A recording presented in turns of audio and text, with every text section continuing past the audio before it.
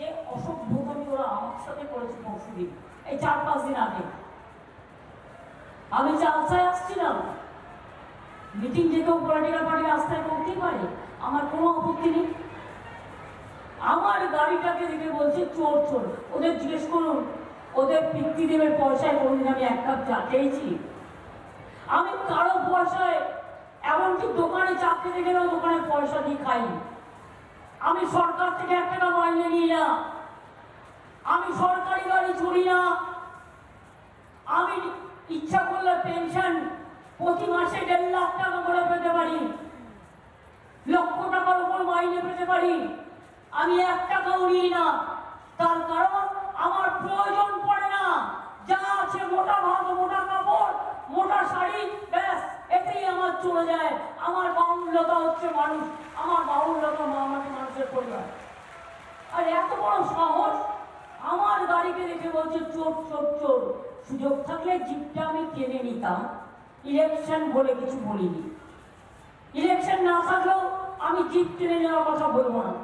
এ তো মোদি বলে चुन चुन के देख लेंगे, चुन चुन के सबको जेल में भर देंगे। যদি আপনি জিততেন তাহলে কি কথা বলতেন? নিশ্চয়ই বলতেন না, এ কথা শোভা পায় না। আমার মুখে শোভা পেলে আমি যুক্তি নিয়ে কথা বলতাম, কিন্তু আমি ওটা বললাম, ওটা আমি যদি করতাম করতে পারতাম, কিন্তু এরকম করবো।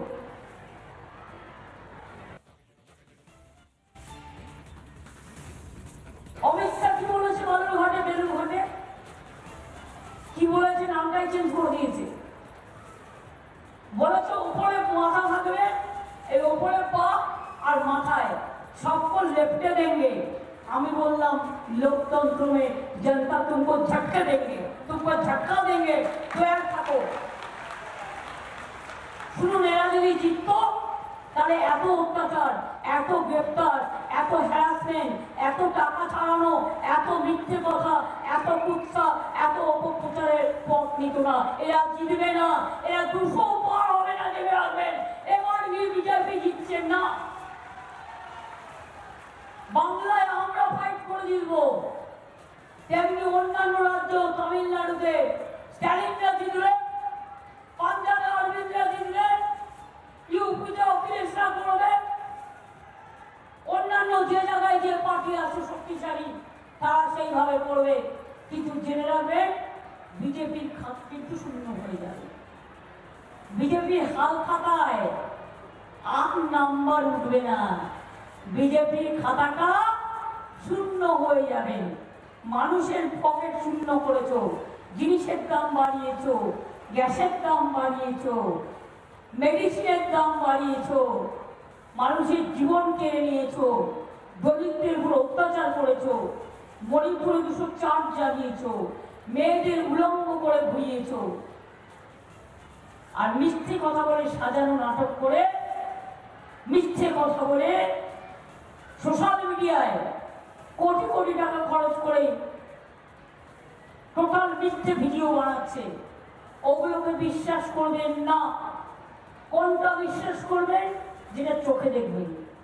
কোনটা বিশ্বাস করবেন? নিজের মনকে জিজ্ঞেস করবেন। কোনটা বিশ্বাস করবেন? যেটা আপনি পাচ্ছেন সেটা বিশ্বাস করবেন।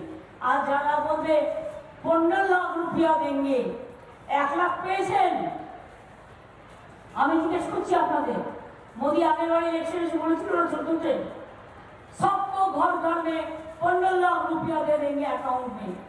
1 लाख পেয়েছে, দিয়েছে, 2 লাখ দিয়েছে। আরে মেয়েদের ঘরে কথা নেই কেন?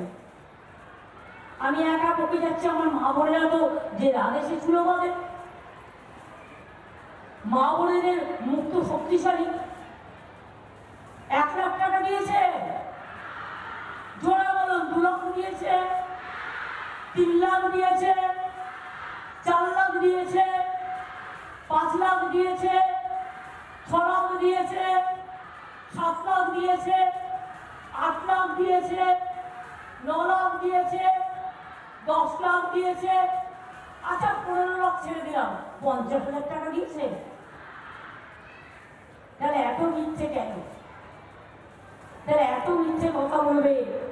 আর আপনারা উত্তরবঙ্গের মানুষ, সহজ সরল মানুষ, ইলেকশনের সময় কাউকে কিছু টাকা দেবে আর কিনে নেবে, এটা হতে দেবেন না। টাকাটা ওদের টাকা নয়, টাকাটা চুরির টাকা, মনে রাখবেন। টাকার কথা আমি বলবো না, টাকা নেওয়া অন্যায়, আমি এটা জানি, এটা আমি বলবো। কিন্তু কে কি টাকা নেবেন না নেবেন কার কাছ থেকে আমি এটা বলতে পারবো না, না নেওয়া উচিত, আমি আমার কথা বলবো।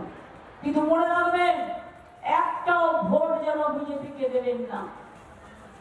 যদি বাঁচতে হয়, যদি দেশ রক্ষা করতে হয়, যদি মানুষকে সাথে রাখতে হয়, তাহলে মনে রাখবেন আমাদের প্রার্থী নির্মল রায়, ডক্টর নির্মল রায়, ইনি মনে রাখবেন 3 মাসের মধ্যে কথা দিয়েছিলেন, ধূপগুড়ি করে দিয়েছেন, হাসপাতাল করে দিয়েছেন, 60 থেকে 100 হাসপাতালও হয়ে যাবে।